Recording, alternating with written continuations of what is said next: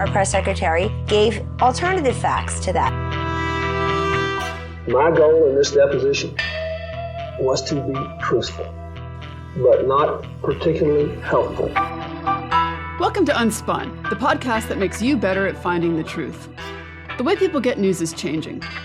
It used to be that there were many reporters who would research stories and write articles, but now politicians and famous people share information directly with you on social media and the internet. That means you find out things fast, but it's up to you to make sure the information's actually accurate.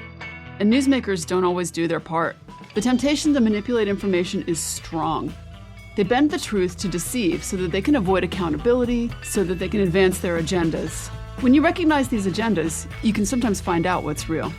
And we're at a crossroads where anyone can share anything online, so it's important to sharpen your critical thinking skills. Finding that deception before it goes viral is pretty much a survival skill now, and we're going to do it together. Let's get unspun. Hi there, and welcome to this week's Unspun. In this episode, you're going to learn how a press conference really works, who gets to go, and how they decide who gets to ask questions. I'll also do a review of one of the ways that newsmakers use their language to try to be tricky. Sound good? Let's get unspun. I would really like to take a moment to recognize all the print journalists in this room. Your words speak truth to power. Your words bring light to the darkness. And most importantly, your words train the AI programs that will soon replace you. That is Saturday Night Live writer and actor Colin Jost speaking at last week's White House Correspondents' Dinner. So what is the White House Correspondents Association anyway? How do you get to go to that dinner? Well, it turns out that the history of the Correspondents Association goes back more than 100 years to the presidency of Woodrow Wilson. Wilson wanted to do away with press conferences completely because he thought that he was being quoted on stuff even though he meant for it to be off the record. If you need a little refresher about what off the record means, you can go back and check out episode 14 where I break it down. Anyway, around that time, the press, the news organizations that worked in the White House, formed the White House Correspondents Association in part to professionalize some of those press conferences. Often today, you'll only hear about the White House Correspondents Association in conjunction with their annual dinner. The president will sometimes give a funny speech, and there's usually also a keynote from a professional comedian. That was Jost this year. All the way back in Wilson's time, the press were irritating to the government. They asked a lot of hard questions, but they also reported on things like the president's teenagers, a practice that's largely considered out of bounds now. But really, the press has been irritating to the government since time immemorial.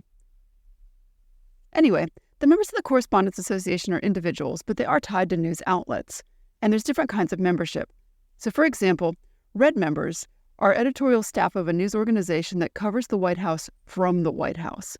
They're the ones who get to vote in the organization, and they do get access to what they call pool reports. In a pool report, there's something that's getting covered that doesn't have enough physical room for every reporter or camera person or photographer who would like to cover it. And so only a few will get to go. This will happen a lot when a governing figure is traveling, for example, but sometimes happens at home as well. In some cases, it's maybe even just like one print journalist, one broadcast journalist, and one photographer. But the people who are in, quote, the pool agree that they will give all of their reporting freely to the other members of the other news organizations. So those are the Red members. They vote, they get the pool. There are Blue members who work for media that cover the White House, but not necessarily exclusively. Or they may cover the White House, but not from the White House. So, for example, you would never see them in the briefing room, but you might see them standing on the White House lawn once in a while.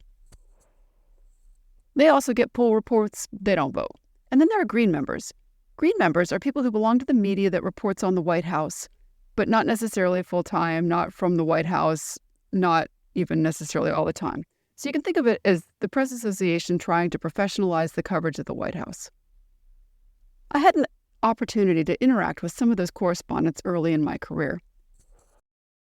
At the end of the first Gulf War, I worked in a town with a big Air Force base, and 2/3 of the flyers from that Air Force base deployed to work in the Gulf War. And so as a thank you for the sacrifices that the families of those airmen and that the town had made in having them gone, President George H.W. Bush, sometimes called Poppy Bush, was coming to town to speak. It was a big deal for our newspaper in that South Carolina town, and my job was to cover the speeches that were given on that day. Other people from the newspaper had different jobs, going out and covering the crowd, for example, or doing a feature on what it was like to get ready for this. But I spent that day in the press pen. I was fresh out of college, and this was extremely exciting for me. I even remember buying a new outfit to wear because I was going to be there with all of the, quote, real journalists who covered national politics. Before the president came and spoke, lots of the congressional delegation from the state came and also spoke. And so I remember I was standing on a chair so that I could see better right after the last of those state congressional delegation members had come and spoken. And finally, the White House press corps arrived. They actually got in town a little bit after the president because they rode on their own plane. They rolled up to the venue and they came into the press pen. And since many of them covered not only the president but also members of Congress, they had questions about what those congressional delegation members had said before they arrived. Now, I'd love to tell you that it was hard-hitting journalism. But the members of Congress had given the same platitudes you might expect members of Congress to give when talking to returned troops and their families. But it was so exciting for me to have the reporter from the Washington Post and from ABC News and other news outlets that I aspired to someday, all standing around my chair looking up at me as I was telling them what the congressman said. Being in the official press entourage meant some access and some privilege, but in some ways it also hampered the people who did get that access to have the ability to report. And so they had to get quotes from me. And that kind of brings to mind the bigger subject of press briefings. Press briefings may seem like they're for the media, but really they're a chance for officials to get their stories out. In fact, press briefings and press conferences are a chance for an organization or a government to control the story that the media has access to. Here's the way that a PR firm called Baden-Bauer describes it on their website. Quote, experts in public relations frequently cite news conferences as one of the most effective means of disseminating vital information to the media and public. The ability to reach a wider audience, generate extensive media coverage, and shape the narrative around a particular company, product, or initiative makes a press conference a must-have in the arsenal of every PR practitioner. And they go on, when done correctly, they can be a valuable tool for shaping public perception and disseminating important information.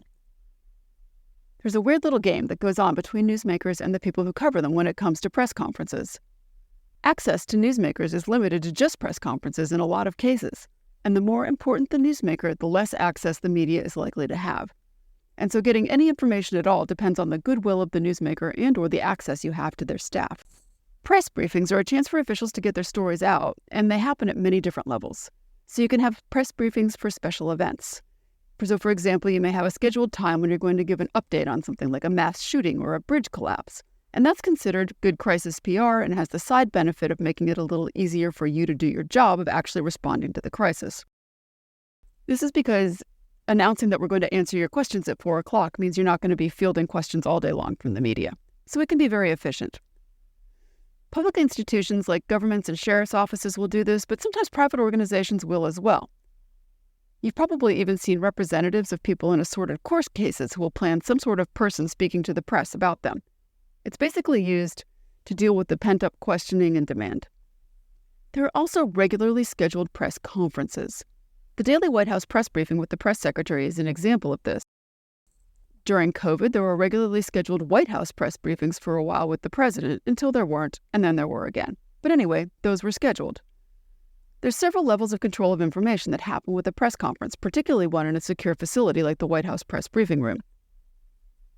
News organizations will have representatives, and those representatives will come in with particular questions, which leads you to wonder who's actually in the room. Now remember, the White House Correspondents Association was originally founded to professionalize the White House press corps. For many, many years, access to those White House press briefings only went to people who were members of the, quote, professional media. But the definition of what media is has shifted a lot. There was a really interesting case in 2003 when a man named James Guckert, who was a writer for a site called Talon News, which was connected with GOP USA, a private organization, lied. And he got a series of one-day press passes to let him have access to the White House press briefings without going through the regular background checks. He got caught because he asked questions that were so easy that people began to wonder who he was. Here's an example of one of his questions. Senate Democratic leaders have painted a very bleak picture of the U.S. economy. Harry Reid was talking about soup lines, and Hillary Clinton was talking about the economy being on the verge of collapse. Yet, in the same breath, they say that Social Security is rock solid and there's no crisis there. How are you going to work with people who seem to have divorced themselves from reality? Questions like that led to him getting found out.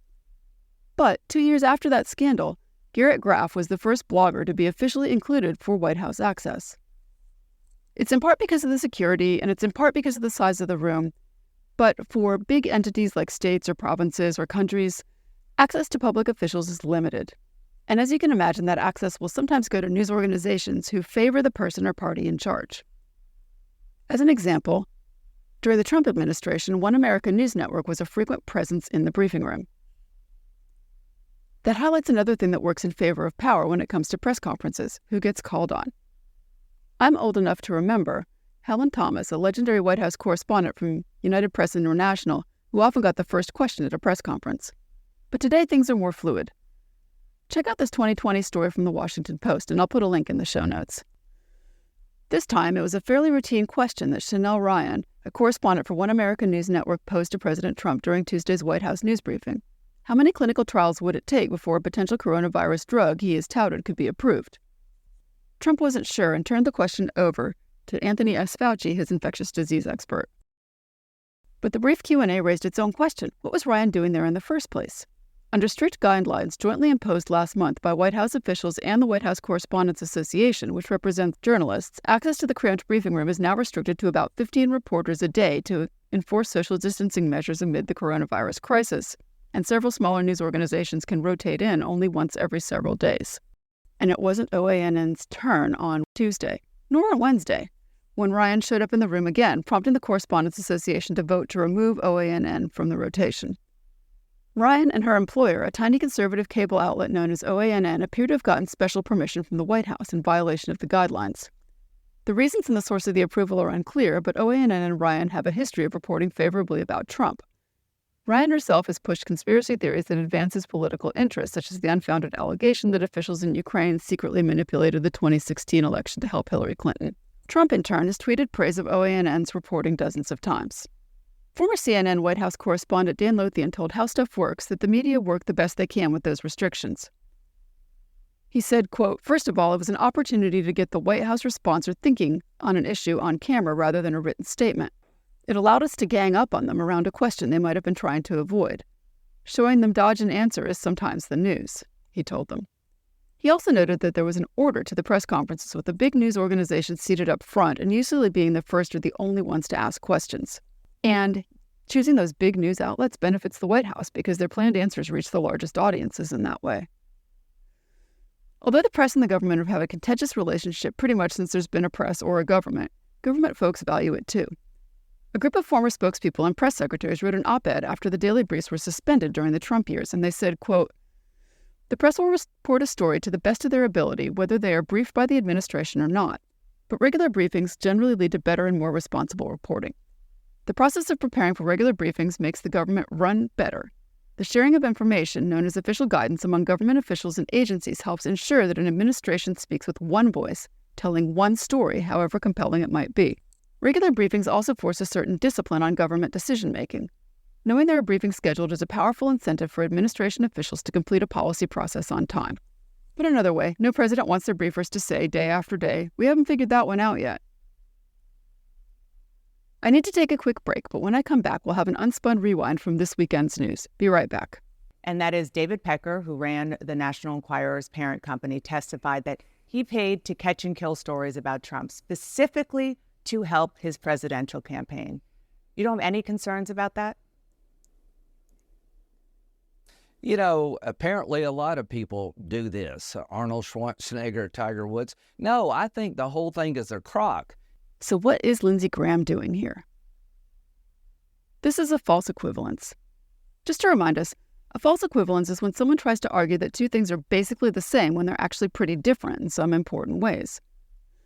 It's like saying, well, if you think about it, these two things are kind of similar, so they should be treated the same way. You know, in this case, Graham is saying that Tiger Woods is a famous person and Donald Trump is a famous person, so they should be treated in the same way. Let me give you an example to make it clearer. Imagine you're talking to a friend about the importance of wearing a seatbelt while you drive. Your friend says, well, you could also get hurt while walking down the street, but I don't see you wearing a helmet everywhere you go. If we're going to be super cautious, why not wear protective gear all the time?